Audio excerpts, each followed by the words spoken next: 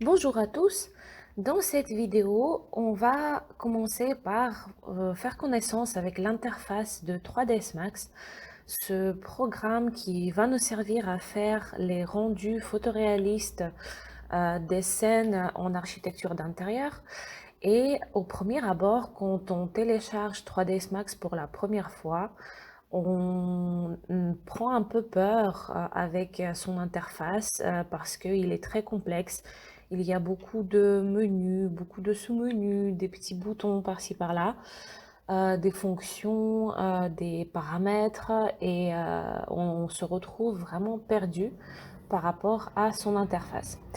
Donc ne vous inquiétez pas, on va passer vraiment toutes les différentes fonctions une par une pour vraiment faire connaissance avec ce logiciel de la manière la plus, la plus ample possible.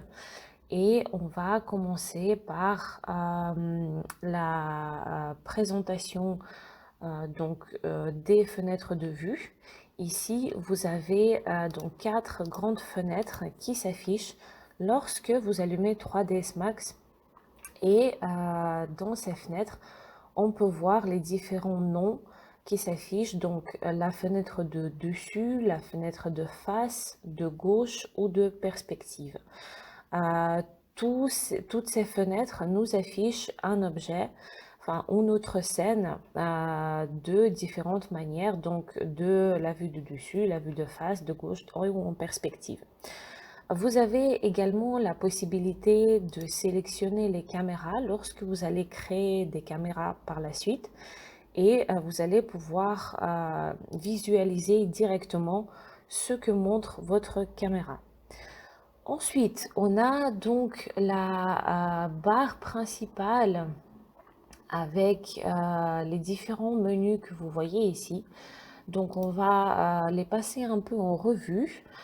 Donc, le premier onglet qui est assez standard pour donc avec les fichiers, où tout est relié par rapport à la gestion du fichier. On peut l'enregistrer, importer des éléments, exporter des éléments, archiver, etc.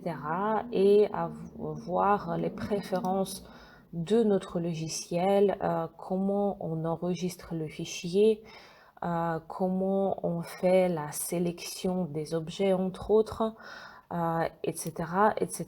Donc, où est-ce que nos fichiers s'enregistrent de manière automatique? Vous avez la possibilité d'enregistrer automatiquement votre fichier toutes les 5, 10, 15 minutes, comme ça vous plaît. Vous pouvez paramétrer tout là-dedans. Ensuite, on a l'onglet éditer. Ça concerne surtout donc l'édition de la scène. On peut, comme plus ou moins dans n'importe quel logiciel, annuler une action ou rétablir une action. Et ensuite, on a tout ce qui est déplacement, rotation, positionnement par rapport aux objets, les transformations, etc. Ensuite, on a l'onglet outils et ça, en fait, c'est l'onglet qui vous sert, par exemple, de ouvrir votre explorateur de scène. L'explorateur de scène, c'est cet affichage ici que vous voyez. Après, si vous avez envie de l'afficher différemment, vous avez la possibilité d'ouvrir l'explorateur de couches. Et là, à ce moment-là, vous avez la possibilité de glisser cet élément où vous souhaitez le voir de cette manière. Vous pouvez voir que chaque élément en fait que vous avez ici, vous avez une flèche qui s'affiche. Vous pouvez simplement le détacher et le fixer là où bon vous semble, ou simplement vous le détachez et vous le fermez si vous n'avez pas envie de le voir. Donc ensuite, une fois que on a nos explorateurs de scène, on peut également voir les états de scène, on peut gérer nos modèles. Ici, vous avez quelques fonctions en plus et 3ds Max vous explique en quoi est-ce que cela consiste. Vous avez également la possibilité de afficher la grille, par exemple de cette fenêtre-là. il faut savoir que lorsque vous êtes sur une fenêtre, la fenêtre qui est active, c'est celle qui est sélectionnée en jaune. Donc pour sélectionner une fenêtre, on clique simplement avec le bouton gauche de notre souris et on peut sélectionner la fenêtre active qu'on veut voir. Donc la grille, elle peut tout autant s'afficher ici que s'afficher, par exemple, lorsque vous cliquez sur la vue, le petit plus de la fenêtre. Et ici, vous voyez afficher grille. Donc, vous pouvez cliquer également là-dessus ou appuyer sur la touche G de votre clavier. Ensuite, nous avons donc la possibilité de grouper différents éléments dans notre scène. Lorsque par exemple un objet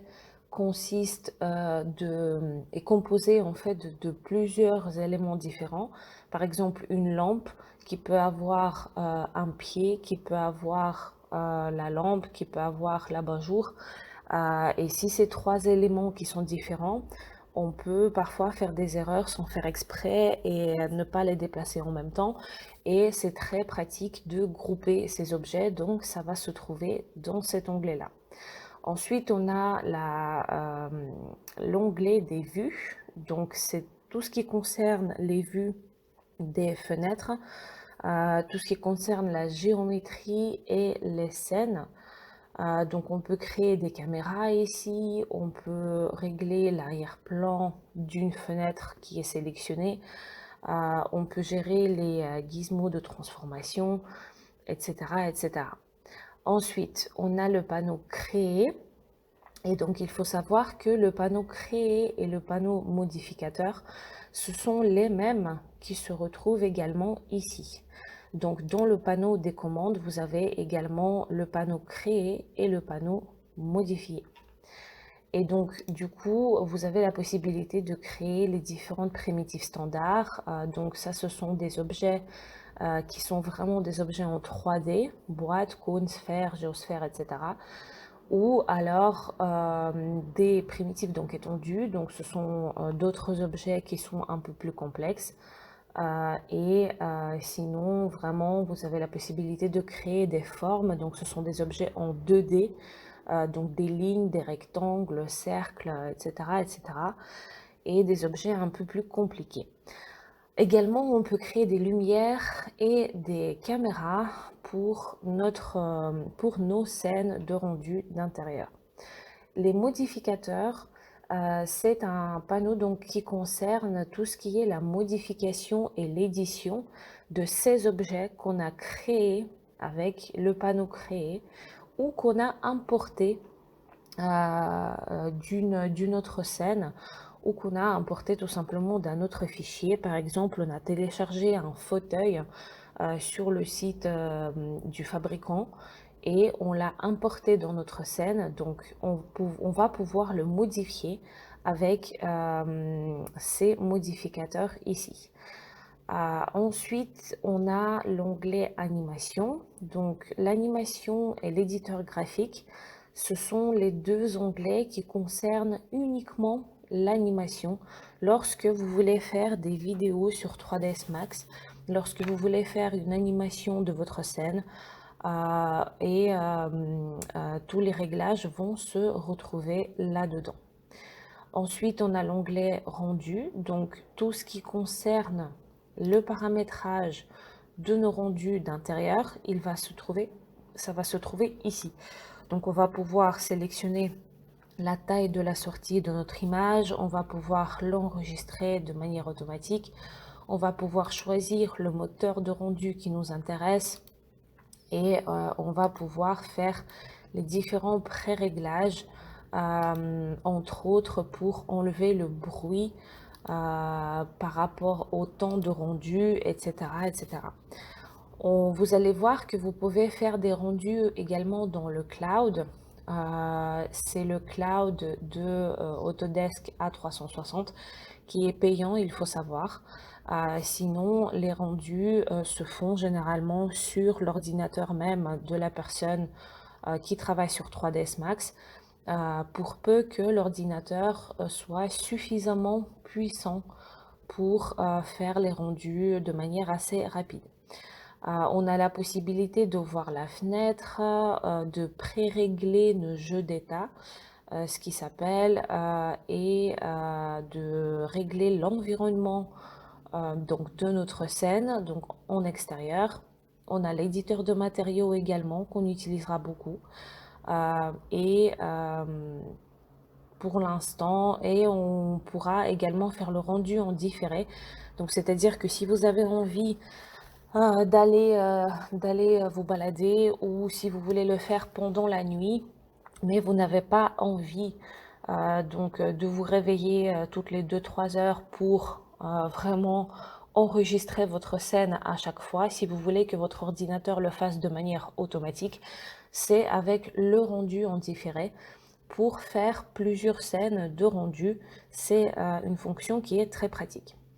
Ensuite, on a le Civil View, mais ça c'est un programme à part qu'on n'utilise pas spécifiquement dans les rendus d'intérieur.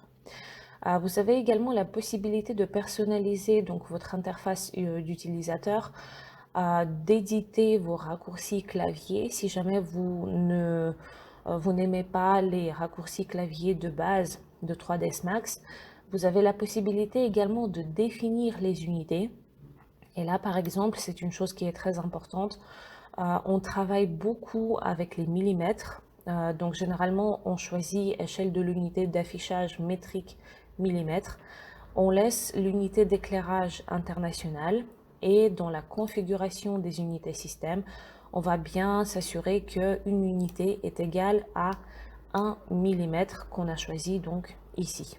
Et on va cliquer sur OK et on n'en parlera plus. Entre autres, vous avez également la possibilité de générer, d'exécuter, de créer vous-même ou d'utiliser les scripts, ce qu'on appelle. Donc ce sont comme des mini-programmes qui sont additionnels, on va dire, à 3ds Max, pour vraiment améliorer votre travail, pour rendre certaines choses plus simples. Donc il existe tout un tas de scripts différents, vous pouvez les trouver sur internet. Ils peuvent être comme payants, ils peuvent être gratuits. Donc tout va dépendre de ce que vous cherchez, de ce que vous avez besoin. Et il en existe tout un tas, entre autres pour accélérer les rendus d'intérieur. Alors, ils accélèrent pas beaucoup, mais ça peut faire la différence nécessaire pour créer votre scène d'intérieur. Après, on a donc tout le reste qui nous intéresse pas particulièrement. On peut lancer la bibliothèque d'archives, mais bon, après, ce sont des choses que on n'utilise pas dans nos scènes d'intérieur. Le dernier onglet qui peut vous intéresser, c'est l'aide. Donc vous avez l'aide avec 3ds Max. Vous avez normalement un écran de bienvenue qui s'affiche lorsque vous démarrez 3ds Max. Et s'il s'affiche tout le temps et que vous en avez marre qu'il s'affiche, vous pouvez décocher tout simplement la case en bas, donc afficher l'écran de bienvenue au démarrage. Vous le décochez tout simplement et vous fermez la fenêtre. Comme ça, il ne s'affiche pas la prochaine fois quand vous allez démarrer votre 3ds Max. Vous avez des petits didactiels, vous avez la communauté où vous pouvez demander de l'aide, etc., etc. Donc, les informations sur les produits, donc tout est là-dedans.